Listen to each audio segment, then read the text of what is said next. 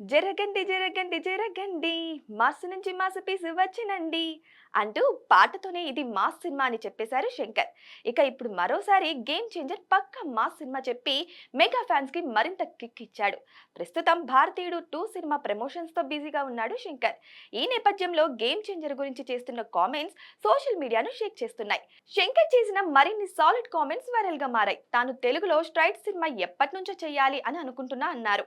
గతంలో 2-3 సార్లు అనుకుంటున్నాను కానీ కుదరలేదు అని, ఈసారి తెలుగు ఆడియన్స్ కి ఎలాంటి మాస్ సినిమా కావాలో అన్ని హంగులతో కలిపి గేమ్ చేంజర్ ని రెడీ చేస్తున్నానని తెలిపాడు.